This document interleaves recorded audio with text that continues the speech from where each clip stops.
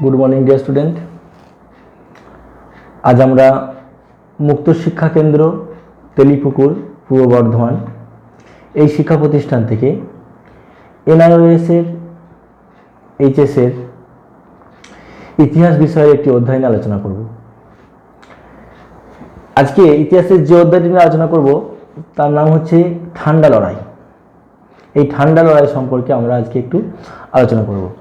আজকে যে প্রশ্নটা নিয়ে আলোচনা করব সেটা হচ্ছে ঠান্ডা লড়াই কাকে বলে বা ঠান্ডা লড়াই ব্যাপারটা অ্যাকচুয়ালি কী এবং কোন পরিস্থিতিতে ঠান্ডা লড়াইয়ের উৎপত্তি ঘটেছিল বা এর পটভূমিটা আলোচনা করো, অথবা ঠান্ডা লড়াইয়ের উদ্ভবের বিভিন্ন প্রেক্ষাপট আলোচনা করো, এটাও বলা যেতে পারে।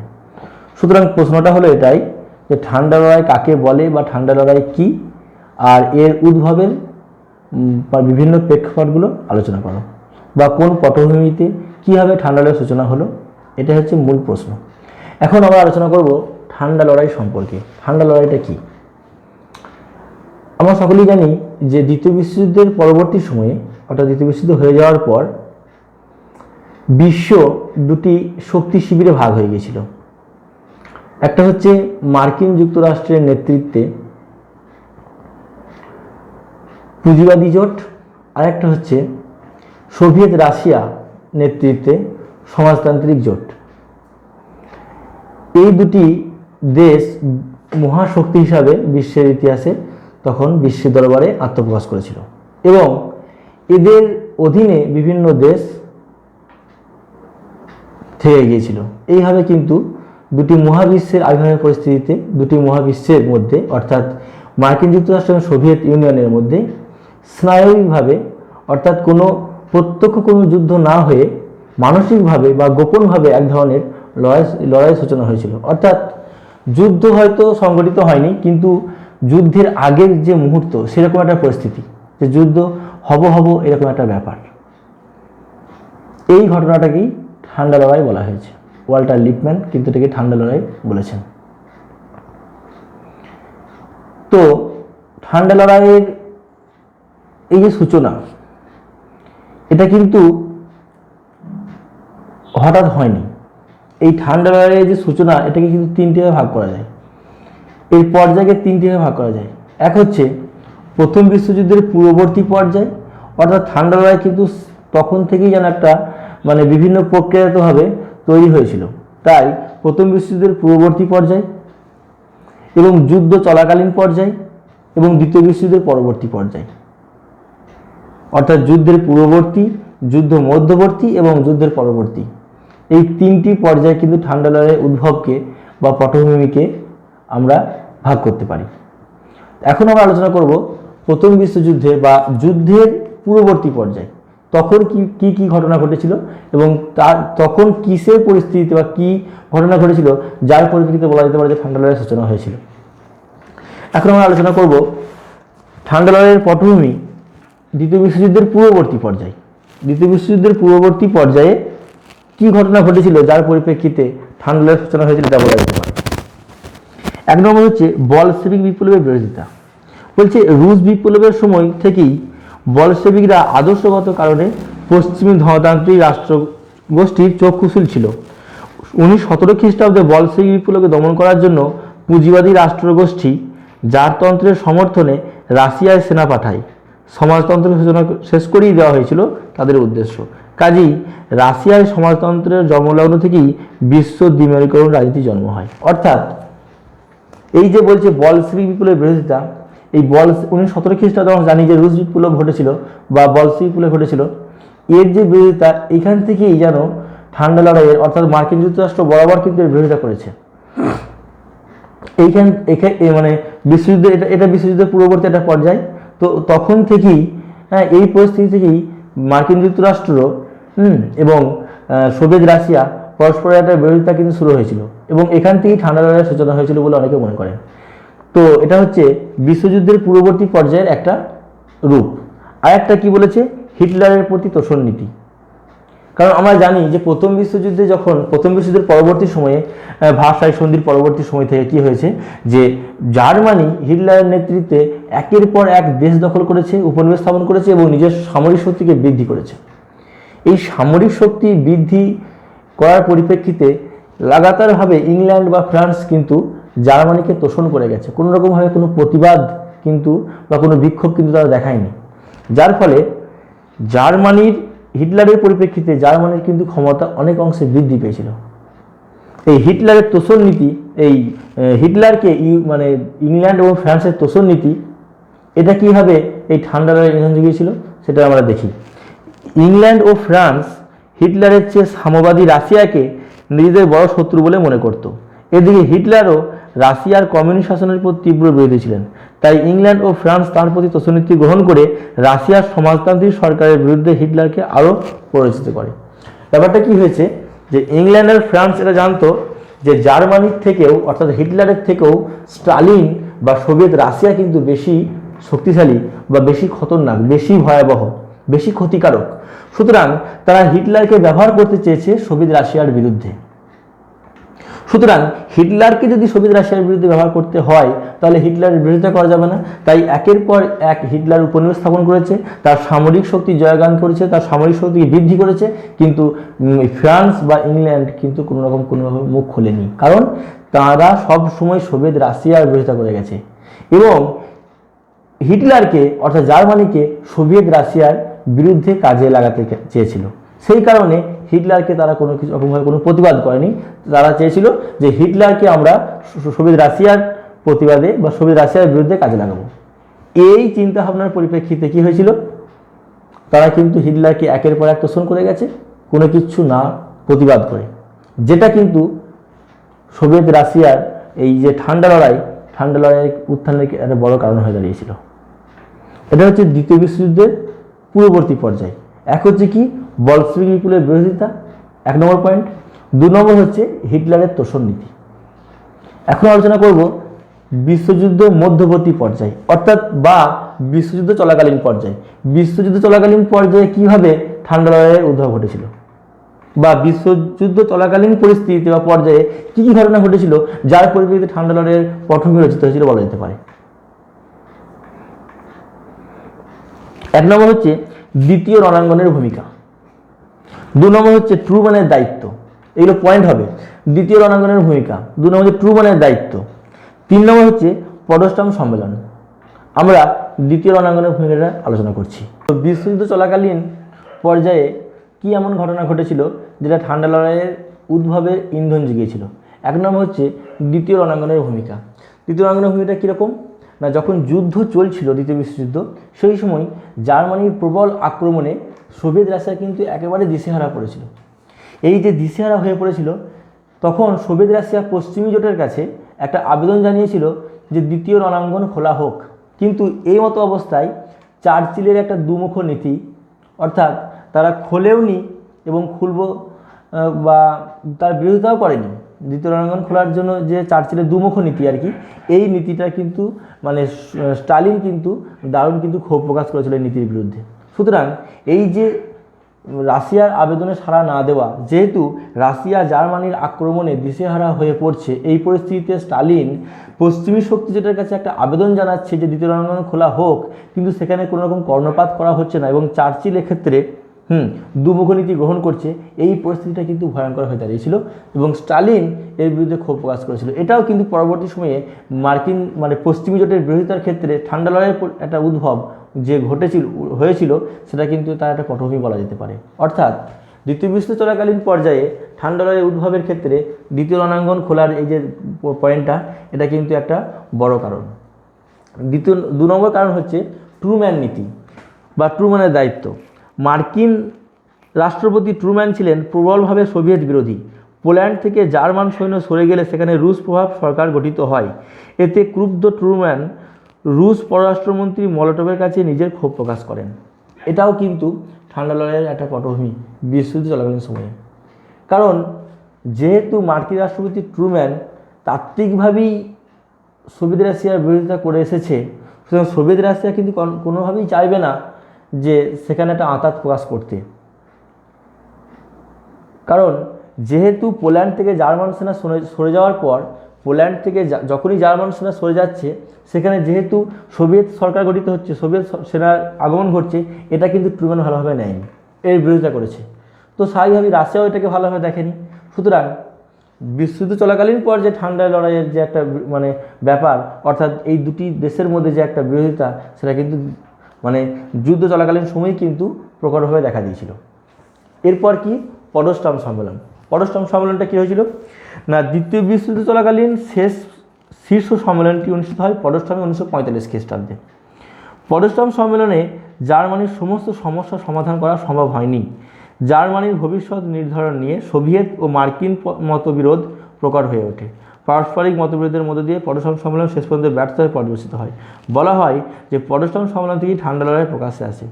যেহেতু পডস্টাম সম্মেলনটা 1945 খ্রিস্টাব্দে হচ্ছে, তার মানে কি দ্বিতীয় বিশ্বযুদ্ধ শেষ হয়ে গেছে। দ্বিতীয় বিশ্বযুদ্ধ শেষ হয়ে যাওয়ার পর যে পডস্টাম সম্মেলন অনুষ্ঠিত হয়েছিল, সেখানে জার্মানি সম্পর্কে আলোচনা হবে, অর্থাৎ জার্মানির ভবিষ্যৎ নিয়ে কী মানে ভাবা যায় বা কী করা যায় সেটা সম্পর্কে আলোচনা করার জন্য পডস্টাম সম্মেলনটা অনুষ্ঠিত হয়েছিল। কিন্তু সেই সম্মেলনে, অর্থাৎ পডস্টাম সম্মেলন থেকেই কিন্তু মার্কিন যুক্তরাষ্ট্র এবং সোভিয়েত রাশিয়ার মধ্যে একটা বিরোধিতা তখন থেকেই কিন্তু সূচনা হয়েছিল। তাত্ত্বিকভাবে তাদের মধ্যে যে একটা বিরোধ, আসলে ব্যাপারটা হচ্ছে কি, মার্কিন যুক্তরাষ্ট্র একটা বড় শক্তিধর দেশ, অপরদিকে সোভিয়েত রাশিয়াও কিন্তু একটা বড় শক্তিধর দেশ। মার্কিন যুক্তরাষ্ট্র হচ্ছে পুঁজিবাদী ভাবধারায় বিশ্বাসী, অপরদিকে সোভিয়েত রাশিয়া হচ্ছে সমাজতান্ত্রিক সাম্যবাদী ভাবধারায় বিশ্বাসী। অথচ দুটো মহাশক্তিধর দেশ, তাহলে দুটো মহাশক্তিধর দেশ, অথচ তাদের মধ্যে যে যে মানে কি বলবো, তাত্ত্বিকভাবে যে পার্থক্য এবং তারা যে মতাদর্শে বিশ্বাস করে সেখানে তাদের যে পার্থক্য, এই পার্থক্য অবশ্যই তাদেরকে কখনোই এক ছাতার নিচে নিয়ে আসবে না। হয়তো যুদ্ধ পরিস্থিতিতে হয়তো কোনো সময় হয়তো এটা হয়েছে যে একভাবে যুদ্ধ করতে হয়েছে শত্রুকে মোকাবেলা করার পরিস্থিতিতে, কিন্তু যেহেতু তারা একে অপরের একটা বিরাট বড় শক্তি এবং একে অপরে মানে ভিন্ন চিন্তাধারায় বিশ্বাসী, তাদের মধ্যে বিরোধিতা হওয়াটা কিন্তু স্বাভাবিক ছিল। এবং পরবর্তীকালে দেখা যাচ্ছে যে দ্বিতীয় বিশ্বযুদ্ধের পরবর্তী সময়ে মার্কিন যুক্তরাষ্ট্র এবং সোভিয়েত রাশিয়ার নেতৃত্বে গোটা বিশ্ব দুটো সামরিক শিবিরে ভাগ হয়ে যাচ্ছে।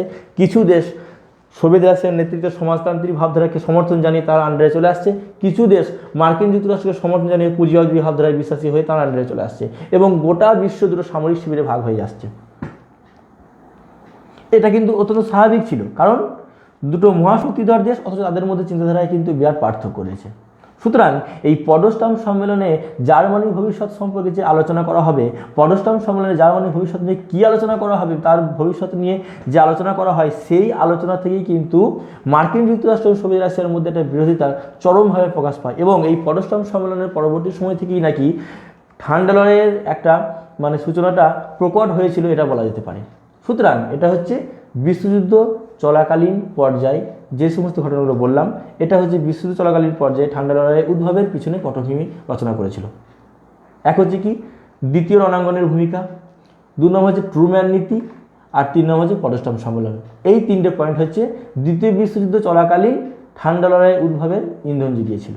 এখন আমরা আলোচনা করব দ্বিতীয় বিশ্বযুদ্ধের পরবর্তী পর্যায়গুলো, অর্থাৎ দ্বিতীয় বিশ্বযুদ্ধ শেষ হয়ে যাওয়ার পর মার্কিন যুক্তরাষ্ট্র এবং সোভিয়েত রাশিয়ার মধ্যে কী এমন ঘটনা ঘটেছিল যার পরিস্থিতিতে অনেক দিন ধরে একটা অনেক বিরাট সময় ধরে এই দুটি দেশের মধ্যে ঠান্ডা লড়াইয়ের যে পরিস্থিতি সেটা মানে বজায় ছিল। এখন আমরা এটা আলোচনা করব। ঠান্ডা লড়াইয়ের উদ্ভবে দ্বিতীয় বিশ্বযুদ্ধ পরবর্তী পর্যায়গুলো এখন আলোচনা করব, অর্থাৎ দ্বিতীয় বিশ্বযুদ্ধ পরবর্তী পর্যায়ে কী ঘটনা ঘটেছিল যার পরিপ্রেক্ষিতে ঠান্ডা লড়াইয়ের উদ্ভবটা প্রকটভাবে দেখা দিয়েছিল। প্রথম পয়েন্ট হচ্ছে 5 বিদেশমন্ত্রীর সম্মেলন। 5টা দেশের যে বিদেশমন্ত্রী হয়, সেই 5 দেশের বিদেশমন্ত্রীর মধ্যে একটা সম্মেলন হয়েছিল। সেগুলো কোন কোন দেশ? অক্ষশক্তিভুক্ত দেশগুলির সঙ্গে শান্তি চুক্তির খসড়া রচনার লক্ষ্যে মার্কিন যুক্তরাষ্ট্র, রাশিয়া, ব্রিটেন, ফ্রান্স ও চীন এই 5টি দেশের বিদেশমন্ত্রীরা একটি কাউন্সিল গঠন করে। কিন্তু এই কাউন্সিলের কার্যকলাপে রাশিয়ার সন্দেহ হয় যে পশ্চিমী শক্তি পূর্ব ইউরোপে দ্রুত হাজির হওয়ায় উদ্দেশ্যে জার্মানির সঙ্গে ষড়যন্ত্রে লিপ্ত হয়েছে। অর্থাৎ অক্ষশক্তিভুক্ত এই যে 5 দেশের নাম বললাম, মার্কিন যুক্তরাষ্ট্র, ব্রিটেন, ফ্রান্স এবং চীন, এই 5টা দেশের বিদেশমন্ত্রী যে একটা সম্মেলনে মানে একটা সভায় যে একটা সম্মেলনের জন্য যে মানে একে অপরের সঙ্গে আলোচনা করার জন্য যে বসলো, সেখান থেকে মার্কিন যুক্তরাষ্ট্র কিন্তু এই সম্মেলন সম্পর্কে এই যে 5টা বিদেশমন্ত্রীর যে সম্মেলন, এটা সম্পর্কে কিন্তু সন্দিহান হয়ে পড়লো, সন্দেহ প্রকাশ করলো। তারা ভাবলো যে এর পিছনে কোথাও না কোথাও একটা মানে সোভিয়েত রাশিয়া বা সমাজতান্ত্রিক চিন্তা ভাবনার একটা বিরোধিতা লুকিয়ে রয়েছে। তো তখন থেকেই সোভিয়েত রাশিয়া কিন্তু ওখান থেকে মানে সরে এসে নিজস্ব চিন্তাধারায় বা নিজস্বতা প্রকাশ করার একটা ব্যাপার কিন্তু তখন থেকে শুরু করেছিল। দ্বিতীয়ত হচ্ছে চার্চিলের ফাল্টন বক্তৃতা। আমরা জানি ব্রিটিশ প্রধানমন্ত্রী চার্চিল, তার ফাল্টন বক্তৃতাটা কী আছে, দ্বিতীয় বিশ্বযুদ্ধের পরবর্তীকালে ইউরোপের ইংল্যান্ড, বুলগারিয়া, রোমানিয়া কমিউনিস্ট শাসন প্রতিষ্ঠিত হয় এবং গ্রিস, তুরস্ক, ইরানেও তারা অতি সক্রিয় হয়ে ওঠে। ফ্রান্স ও ইতালির নির্বাচনে তারা দারুণ সাফল্য পায়। ইউরোপে কমিউনিস্টদের সাফল্য এবং রাশিয়ার সঙ্গে তাদের সুসম্পর্ক পশ্চিমী দেশগুলিকে আতঙ্কিত করে।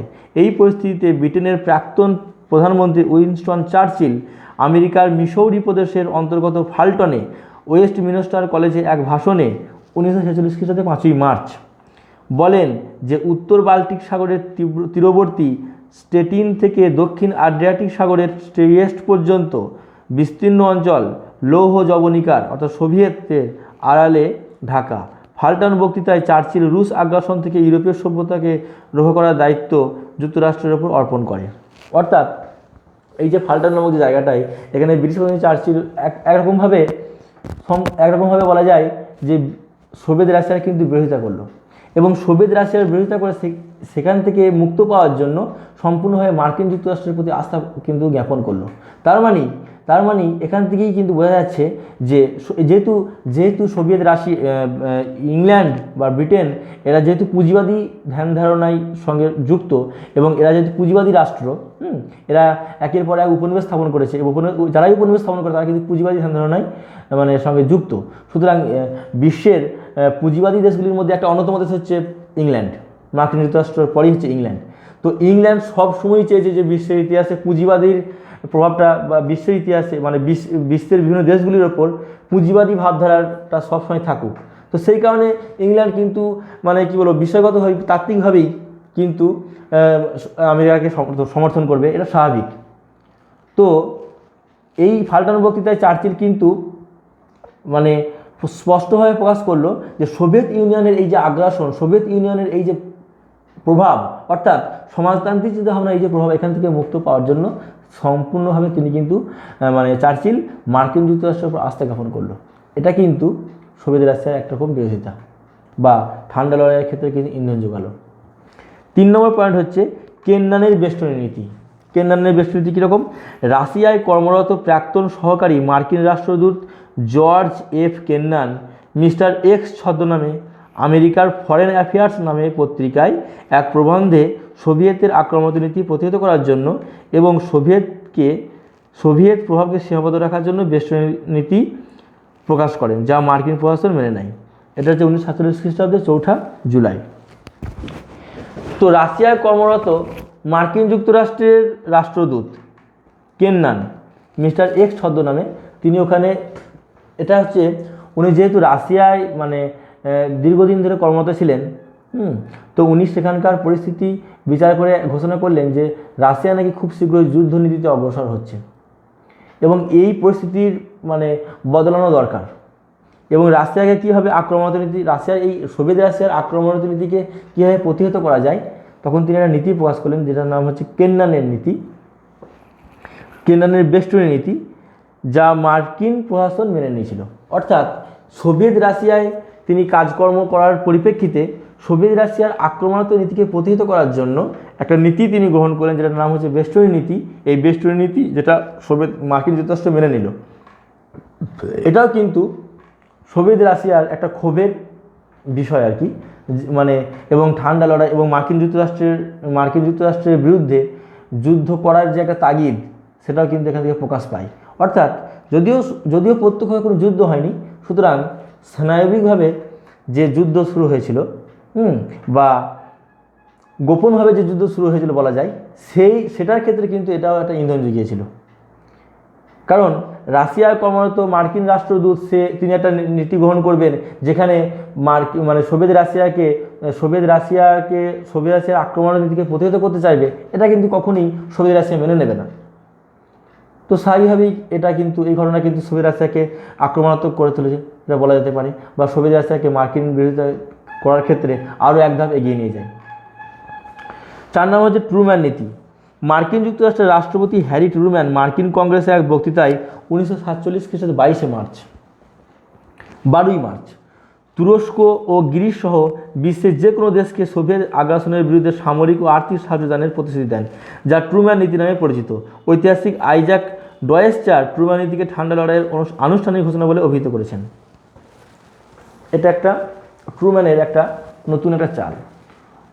বলল কি, তিনি ঘোষণা করে দিলেন যে তুরস্ক গ্রিস সহ বিশ্বের সমস্ত দেশকে তিনি আর্থিক সাহায্য দান করবেন। কেন করবেন? তারা যাতে সোভিয়েতের পক্ষে যোগদান না করে, সোভিয়েতের সাম্যবাদী বা সমাজতান্ত্রিক ভাবনা যেন তারা বিরোধিতা করে, মানে পরোক্ষভাবে তারা যাতে সোভিয়েত রাশিয়ার বিরোধিতা করে। তার জন্য মার্কিন রাষ্ট্রপতি ট্রুম্যান কী ঘোষণা করলেন যে বিশ্বের তুরস্ক গ্রিস সহ বিশ্বের সমস্ত দেশগুলোকে কী করা হবে, অর্থ দিয়ে সাহায্য করা হবে। এটাই কিন্তু ট্রুম্যান নীতি। এই ঘটনাটা ঠান্ডা লড়াইয়ের একটা আনুষ্ঠানিক সূচনা করেছিল বলা যেতে পারে। অর্থাৎ যেহেতু ট্রুম্যান ঘোষণা করলো যে মার্কিন যুক্তরাষ্ট্রের সঙ্গে যারা ভালো ব্যবহার করবে বা যারা সোভিয়েত রাশিয়ার বিরোধিতা করবে তাদেরকে অর্থ দিয়ে সাহায্য করা হবে, তার মানে এটা একটা প্রত্যক্ষভাবে একটা পদক্ষেপ এবং বাস্তবিক একটা পদক্ষেপ কার বিরুদ্ধে? সোভিয়েত রাশিয়ার বিরুদ্ধে। সুতরাং ঠান্ডা লড়াইয়ের একটা আনুষ্ঠানিক সূচনা এই কারণেই একে বলা হয়, কারণ যারা মার্কিন যুক্তরাষ্ট্রের কাছ থেকে অর্থনৈতিক সাহায্য পাবে বা অর্থ সাহায্য নেবে তারা স্বাভাবিকভাবেই মার্কিন যুক্তরাষ্ট্রের অধীনে থাকবে। তার মানে এটা প্রত্যক্ষভাবে সোভিয়েত রাশিয়ার বিরোধিতা করা। তো এটা সেই কারণে এই ট্রুম্যান নীতিকে মানে ঠান্ডা লড়াইয়ের একটা আনুষ্ঠানিক সূচনা বা আনুষ্ঠানিক ঘোষণা বলা যেতে পারে। কিন্তু রাশিয়াও চুপ করে বসে থাকেনি। রাশিয়া এর পরিপ্রেক্ষিতে কী করলো? মার্শাল পরিকল্পনা। এরপর আছে, এর পরের পয়েন্টটা হচ্ছে মার্শাল পরিকল্পনা। 1947 খ্রিস্টাব্দের 5ই জুন আমেরিকার হার্ভার্ড বিশ্ববিদ্যালয়ে এক বক্তৃতায় আমেরিকার বিদেশমন্ত্রী জর্জ মার্শাল যুদ্ধবিধ্বস্ত ইউরোপে আর্থিক পুনরুজ্জীবনের লক্ষ্যে এক পরিকল্পনা পেশ করেন, যা মার্শাল পরিকল্পনা নামে পরিচিত। আবার এর পরবর্তী সময় কি দেখা গেল কি না, 1947 খ্রিস্টাব্দের 5ই জুন মার্কিন বিদেশমন্ত্রী হার্ভার্ড বিশ্ববিদ্যালয়ে কী করলো? যুদ্ধবিধ্বস্ত দেশগুলোকে আর্থিক সাহায্য দেওয়া হবে এই ঘোষণা করলো, যেটা মার্শাল পরিকল্পনা নামে পরিচিত। এটাও কিন্তু সোভিয়েত রাশিয়ার একটা বিরোধিতা করার একটা পর্যায়, যেটা ঠান্ডা লড়াইকে ত্বরান্বিত করেছিল, ঠান্ডা লড়াইকে যাতে আরও এক ধাপ এগিয়ে নিয়ে যাওয়া হয়েছিল এটার পরিপ্রেক্ষিতে। এবার সোভিয়েত রাশিয়া কী করছে? এই যে ট্রুম্যান নীতি এবং মার্শাল পরিকল্পনা মারফত আমেরিকা যে বিশ্বের দেশগুলোকে, যুদ্ধবিধ্বস্ত দেশগুলোকে, গরিব দেশগুলোকে, আর্থিক দিক থেকে পিছিয়ে যাওয়া দেশগুলিকে অর্থ সাহায্য দেবে বলে ঘোষণা করলো। এর পরিস্থিতির পরিপ্রেক্ষিতে কিন্তু সোভিয়েত রাশিয়া চুপ থাকেনি। সোভিয়েত রাশিয়া এর পাল্টা হিসেবে সোভিয়েত রাশিয়া কী করলো? সোভিয়েত ইউনিয়নের নেতৃত্বে আর্থিক সহায়তা পরিষদ গঠন, এরাও আবার আর্থিক সহায়তা দিতে শুরু করলো। কীরকমভাবে? সোভিয়েত ইউনিয়ন 1949 খ্রিস্টাব্দে গঠন করে কমিকন বা council for mutual economic assistance নামে একটি আর্থিক সহায়তা পরিষদ। মার্শাল পরিকল্পনার প্রত্যুত্তর হিসাবে কমিকন গঠিত হয়েছিল।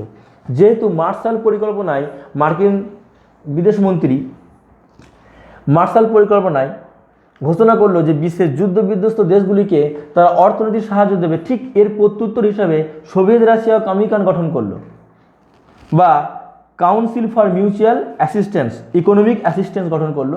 তারাও ঘোষণা করলো যে আমরাও কিন্তু কি করব, মার্শাল পরিকল্পনা যদি তারা যদি অর্থ সাহায্য দিতে পারে আমরাও পারি, তার পাল্টা হিসেবে তারাও কিন্তু অর্থনৈতিক সাহায্য দিতে শুরু করলো। অর্থাৎ প্রত্যক্ষভাবে ঠান্ডা লড়াইটা কিন্তু সূচনা ঘটে গেল এই ট্রুম্যান নীতি মার্শাল পরিকল্পনার এর পরেই কিন্তু প্রত্যক্ষভাবে বা বাস্তবিক দিক থেকে কিন্তু হয়তো প্রত্যক্ষ যুদ্ধ না হলেও বাস্তবিক বিভিন্ন পদক্ষেপের পরিপ্রেক্ষিতে কিন্তু ঠান্ডা লড়াইটা আরও এক ধাপ এগিয়ে গেল, ঠান্ডা লড়াইটা একটা বাস্তবিক রূপ দেখা দিল।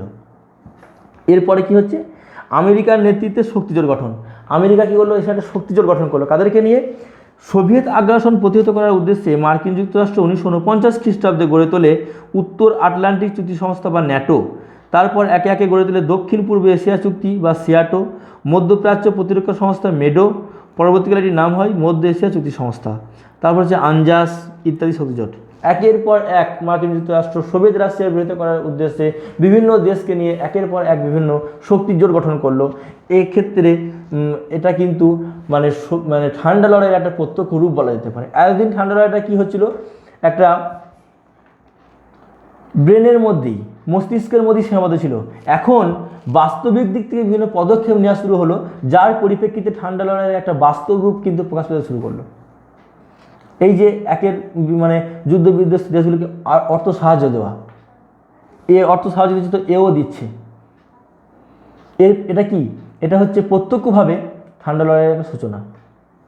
তারপরে কি হচ্ছে, রাশিয়ার নেতৃত্বে শক্তির গঠন, যেটা বললাম আর কি।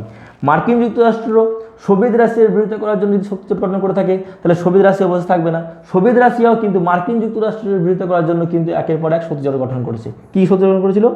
আমেরিকার নেতৃত্বে গড়ে ওঠা পশ্চিমী সামরিক শক্তিজোট ন্যাটোর জবাবে সোভিয়েত রাশিয়ার নেতৃত্বে 1955 খ্রিস্টাব্দে পূর্ব ইউরোপীয় দেশগুলিকে নিয়ে, অর্থাৎ পোল্যান্ড, হাঙ্গেরি, চেকোস্লোভাকিয়া নামে পরিচিত এই সময় দেশগুলোকে নিয়ে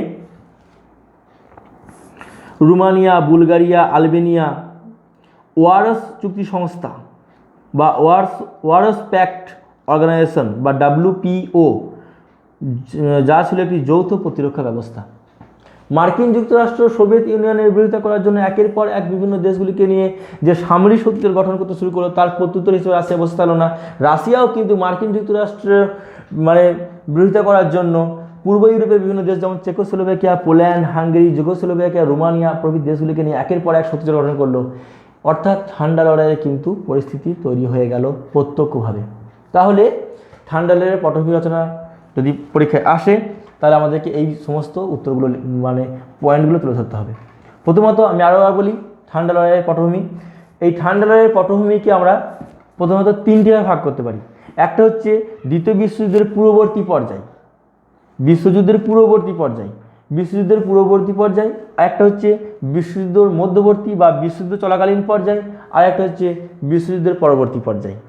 বিশ্বযুদ্ধ পূর্ববর্তী পর্যায়ের মধ্যে যেগুলো আছে সেটা হচ্ছে বলশেভিক বিপ্লবের বিরোধিতা আর হিটলারকে তোষণ নীতি, মানে হিটলারের প্রতি তোষণ নীতি কে করেছিল? ইংল্যান্ড বা ফ্রান্স। কেন করেছিল?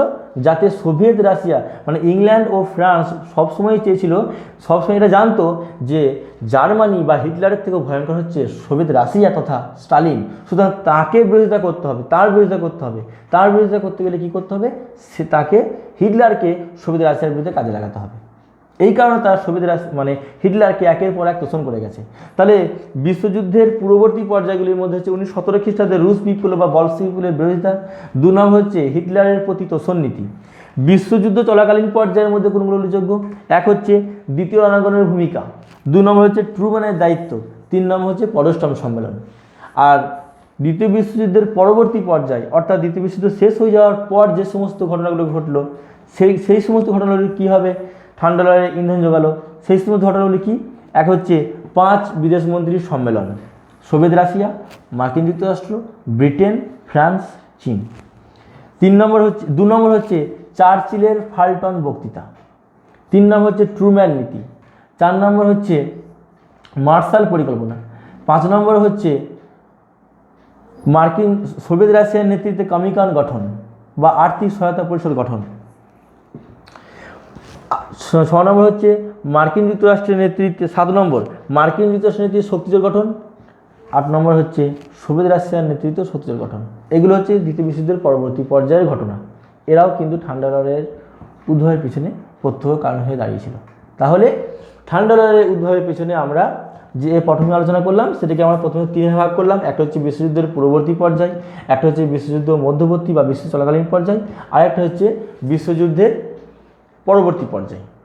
এটা হচ্ছে ঠান্ডা লড়াইয়ের উদ্ভবের পিছনে কারণগুলো বা কোন পটভূমিতে ঠান্ডা লড়াইয়ের সূচনা ঘটেছিল আর ঠান্ডা লড়াই কী। তাহলে আজকের ক্লাস মোটামুটি আমরা এখানেই শেষ করলাম। আমরা জানতে পারলাম যে ঠান্ডা লড়াই কী এবং ঠান্ডা লড়াইয়ের উদ্ভবের পটভূমি আলোচনা করো বা কোন পরিস্থিতিতে বা কীভাবে ঠান্ডা লড়াইয়ের সূচনা হলো, এটা আমরা আলোচনা করলাম। আশা করি তোমরা বুঝতে পেরেছো। পরবর্তী ক্লাসে আমরা অন্য একটি বিষয় নিয়ে আলোচনা করব।